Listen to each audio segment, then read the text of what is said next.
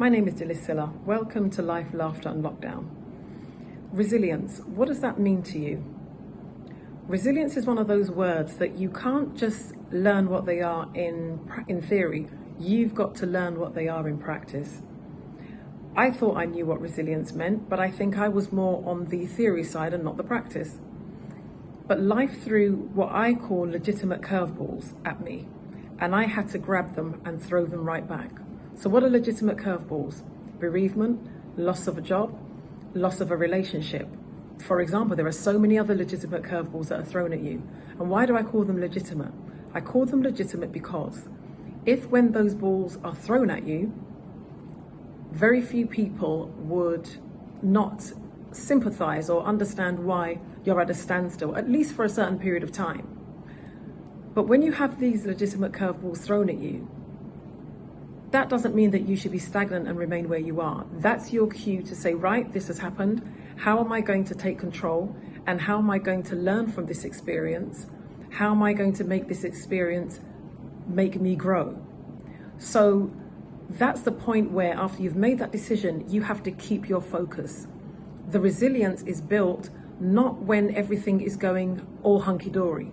When you're being taken to that second phase of character building, the very thing that you need to learn, the circumstances around that lesson have got to be created. So you will lose that job, and you will lose that person that you love. You will lose, that relationship that meant the world to you, or that career change that, you didn't know that would happen, but life happened. Where does that leave you? Is that for you to stop? No, it's for you to take stock and be determined and have another game plan. You may fall many times, but you have to keep getting back up.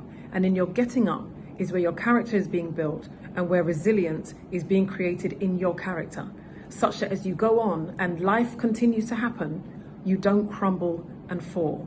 So resilience is a huge part of character building. It talks about mental strength, determination, grit, the ability to keep pushing forward despite what life has thrown at you or is throwing at you even right now.